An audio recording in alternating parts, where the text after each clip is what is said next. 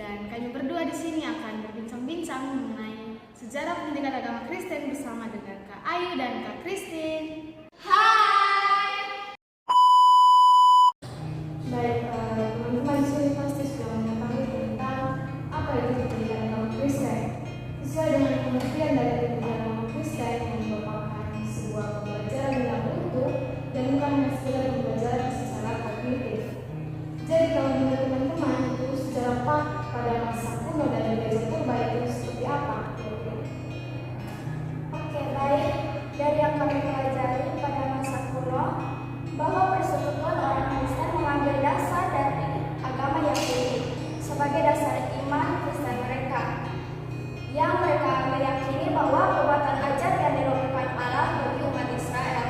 Oleh karena itu, orang-orang Kristen memandang pada perjanjian lama sebagai warisan. Orang-orang Kristen pertama dibesarkan dalam negeri yang telah dipengaruhi oleh kebudayaan Yunani sekitar 200 tahun lamanya. Hal ini diperlihatkan dari hidup mereka yang tampak melalui gaya berpikir mereka, bahasa yang mereka gunakan. Mereka juga tinggal dalam negeri yang dikuasai oleh tentara Romawi yang memberikan pengaruhnya pula pada bidang pemerintah. Yahudi berpengaruh sebagai pembawa dasar agama, Yunani sebagai pembawa bahasa, Romawi sebagai pencetus struktur ketertiban umum dan sipil. Jadi pada masa kuno, Yunani Romawi dapat kita pelajari dari sumbangan-sumbangan pemikiran tokoh-tokoh penting pada masa itu, seperti Plato, Aristoteles yang mewakili kebudayaan Yunani serta Plinius yang mewakili kebudayaan Romawi. Kemudian pada gereja purba, pada abad kedua para pemeluk agama Kristen sedikit sekali jumlahnya, meskipun sudah ada kelompok Kristen yang mendiami banyak kota sekitar daerah Laut Tengah. Barangkali tidak ada seorang pemimpin Kristen pada waktu itu yang cukup berani meramalkan bahwa pada akhir abad kelima, kerajaan Romawi yang berabad-abad lamanya kuasai telah akan runtuh, dan lebih mengherankan lagi bahwa jumlah orang Kristen akan banyak.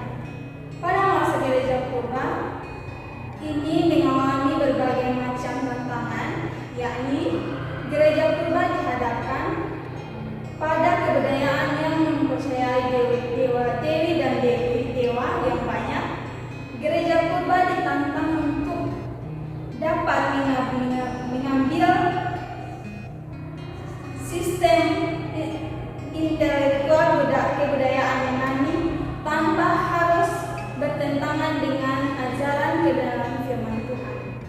Gereja purba diuji kemurnian pengakuan imannya di tengah banyak aliran-aliran agama dan intelektual yang dikenal di dunia Yunani dan Romawi pada zaman itu, seperti Gnostik, Mitraisme, dan Neoplatonisme.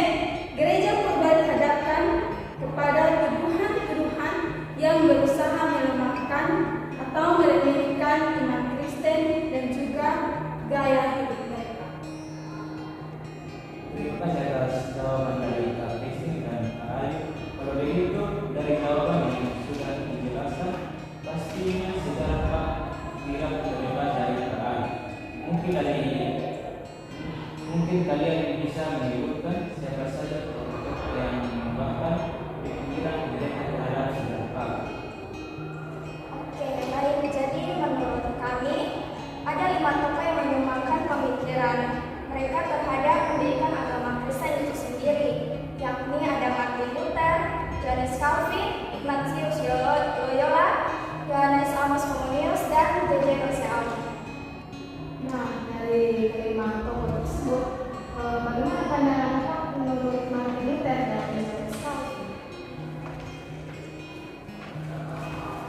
Pandangan Pak menurut Martin Luther, keadaan berdosa dari setiap warga Pak diperlukan untuk membentuk iman dari manusia berdosa. Pembenaran oleh iman, setiap orang yang sudah dibenarkan oleh iman harus merealisasikan iman dalam perbuatan baik kepada sesama melalui pembelajaran Pak. Jadi orang dibenarkan oleh iman bukan saja karena anugerah Allah, tetapi juga sebagai respon ungkapan syukur terhadap anugerah Allah terhadap sesama. Imamat semua orang percaya. Menurut Martin Luther, di dalamnya tersirat perlunya memperlengkapi semua warga agar mampu memenuhi kesempatan dan kewajiban yang termasuk dalam pengalian yang mulia itu. Antara lain, mereka harus dididik dalam firman Allah sebagai dasar teologi untuk pendidikan agama Kristen. Firman Allah, semua dasar teologi Martin Luther bersumber dari Alkitab. Oke, baik. Selanjutnya saya akan memaparkan pandangan pendidikan agama Kristen menurut Johannes Calvin. Yang pertama, ada kedaulatan Allah, tugas terhadap Allah yang berdaulat. Yang dimaksudkan dalam kedaulatan Allah ini, Allah wajib dilayani dan semua pembicaraan manusia tentang Allah harus bertitik tolak dari sudut pandang bagaimana Allah itu sendiri. Ingin diketahui, dalam kedaulatannya, Ia menyatakan dirinya dalam 3 fungsi pribadi, yakni Bapa, Anak, dan Roh Kudus yang berbeda-beda. Allah berdaulat atas dunia, karena Dialah yang menciptakan segala sesuatu ada, membangun kehidupan atas dasar menciptakan segala pengajaran kedaulatan Allah. Kedaulatan Allah yang memelihara ciptaannya. Yang kedua, ada Alkitab sebagai firman Allah. Calvin berpendapat bahwa sumber pengetahuan didapati dari Alkitab, firman yang tertulis. Namun, firman tidak hanya terbatas pada Alkitab, tetapi juga perkataan-perkataan manusia yang dapat berupa firman yang diberitakan. Alkitab yang merupakan pokok isi pendidikan agama Kristen itu sendiri menjadi tolak ukur dalam proses pelaksanaan pembinaan warga jemaat. Yang ketiga, ada ajaran tentang manusia. Mengenai ajaran tentang manusia ini dibagi menjadi 2 bagian, yaitu manusia yang diciptakan sebagai makhluk yang segambar dengan Allah dan manusia yang kemudian jatuh dalam dosa dengan nampak luas yang tersirat di dalamnya. Yang keempat, ada ajaran gereja. Calvin mendasarkan kepada gereja yang am. Gereja merupakan persekutuan orang-orang yang terpilih, di dalamnya dididik dengan sarana kebaktian. Khotbah merupakan sarana penginjilan dan pendidik jemaat. Mengimplikasikan terhadap didikan tersebut terhadap dengan tindakan-tindakan kasih demi sesama manusia dalam kehidupan sehari-hari. Yang kelima, ada ajaran tentang gereja dan negara. Calvin membagi 4 praduga tentang hubungan antara gereja dan negara, yakni tidak dapat membayangkan negara yang terbagi menurut iman warga. Demi keamanan negara, semua warga wajib mengakui iman yang sama.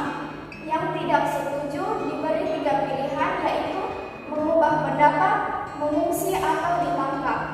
Setiap pemerintah yang dikenal dari dekat tersendiri dari warga yang menganggap pengikut Kristus, maka sebagai kewajibannya sebagai pengikut Kristus dipenuhi melalui pemerintahan negara. Para pemimpin negara adalah manusia yang berdosa. Fakta bahwa lembaga pemerintah diberikan Allah demi kepentingan kesejahteraan dan keamanan warganya. Maka menentang pemerintah jangan dilaksanakan oleh warga yang akan tetapi menunggu sampai Allah turun tangan pada waktu yang ditentukan. Meskipun hubungan antara gereja dan negara sangat erat, namun para pelayan wajib menentukan isi firman yang diproklamasikan dari siapa yang boleh menerima sakramen. Calvin menanamkan bibit demokrasi. Dalam hal ini dimaksudkan juga bahwa gereja tidak mendominasi negara dan negara tidak mendominasi gereja. Namun, gereja tetap mengajarkan keseluruhan dari kebudayaan kepada gereja itu sendiri.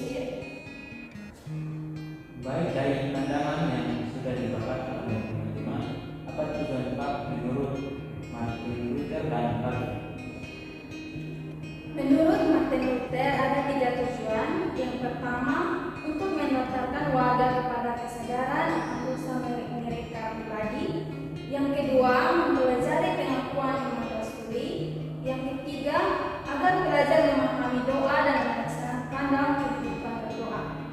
Berdasarkan tujuan tersebut, Martin Luther menyimpulkan bahwa tujuan pendidikan agama Kristen secara umum adalah untuk melibatkan semua warga jemaat, khususnya yang muda, dalam rangka belajar teratur dan tertib agar semakin sadar akan dosa mereka serta bergembira dalam firman Yesus Kristus yang memerdekakan mereka di samping melengkapi mereka dengan sumber iman, khususnya pengalaman berdoa, firman tertulis, Alkitab, dan rupa-rupa kebudayaan, sehingga mereka mampu melayani sesama, termasuk masyarakat dan gereja, serta mengambil bagian secara bertanggung jawab dalam persekutuan Kristen, yaitu gereja. Oke, tujuan 4 menurut Calvin, yaitu pendidikan agama Kristen itu sendiri adalah mendidik semua putra-putri sang ibu atau gereja agar mereka dilibatkan dalam penalaran secara cerdas sebagaimana dibimbing oleh Roh Kudus, diajar mengambil bagian dalam kebaktian gereja serta mencari keesaan dari gereja itu sendiri, diperlengkapi oleh cara-cara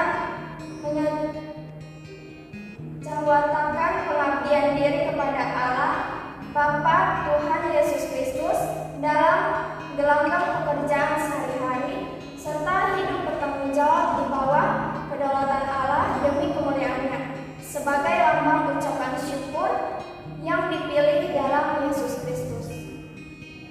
Oke, tadi sudah dijelaskan tentang pandangan dari Martin Luther dan Calvin dan juga tujuan PAP menurut mereka.